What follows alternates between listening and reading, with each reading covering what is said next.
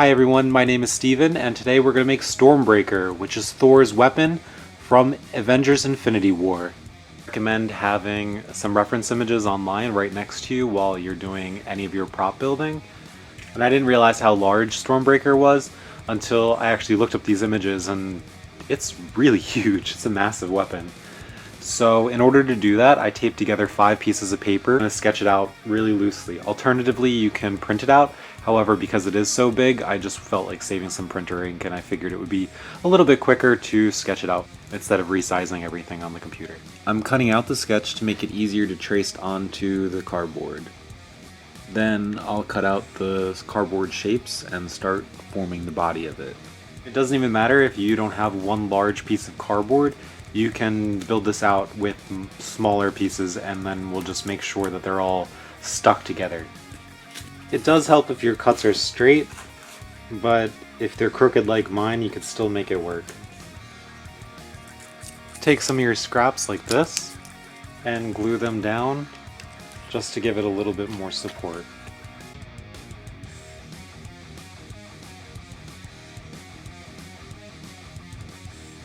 I just finished this back part, but then I just realized that it slants in towards the center. It's not a complete box. So I'm going to make an angle cut here, and then on the top there too, and then re-glue everything. See? It's guess and check a lot of the times. Okay, so I made those cuts off camera. Now I can finish just building out the body of the axe with the rest of the corrugated cardboard. If I had made all the cuts perfectly straight and measured everything, it would probably be a little bit easier when I'm gluing together pieces. However, I like eyeballing everything.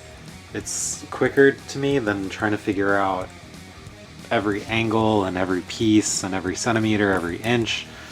So that's how I like to do it. To cover the front part of the axe, I'm going to use the template and cut these pieces out individually from the cereal box cardboard, and then build out this centerpiece.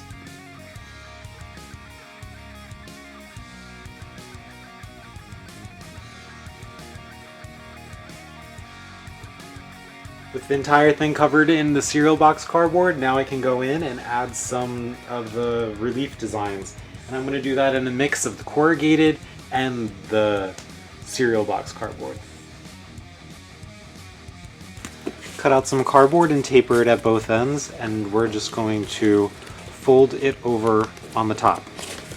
Cut out an oval on the cereal box cardboard, and then cut out about 5 or 6 circles on the corrugated cardboard and glue them to cover up the folds that you just glued down.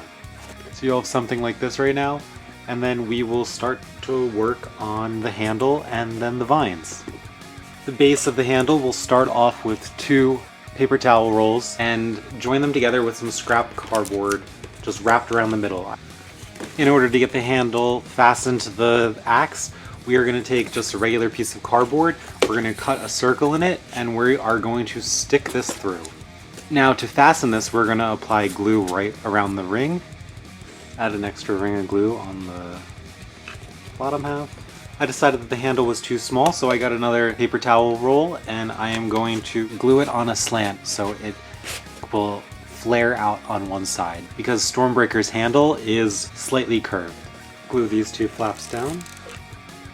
Take the handle that you just glued together, the 3 paper towel rolls, 1, 2, 3, and in order to make it a little bit thicker, to make it look like wood, we are going to cover this in plastic bags and then wrap it in masking tape.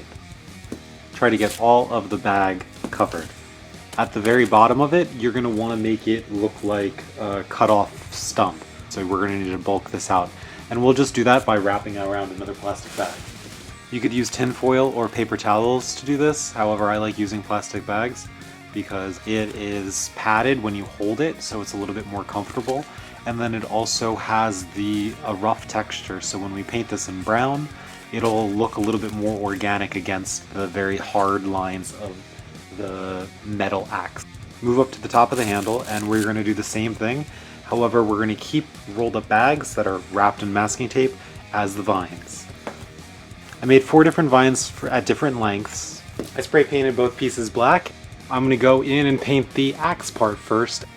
When you're painting, try to de-emphasize everything that you did wrong and emphasize things that you did right.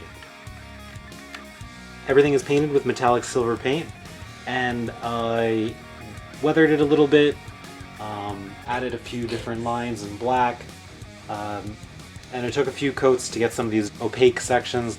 Then I drew in some designs on the axe with just a pen, and now that this part is done, I am going to move over and paint the handle.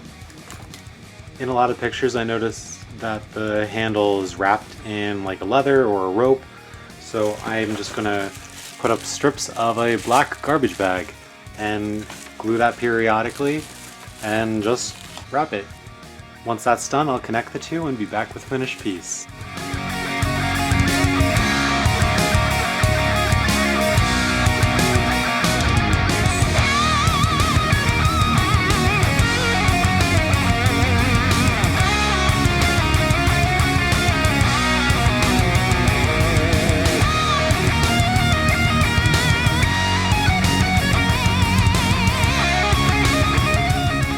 So there you have it, Stormbreaker.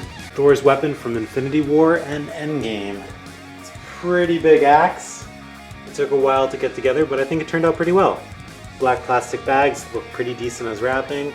And remember when I said that the plastic bags wrapped in tape will look like an organic branch?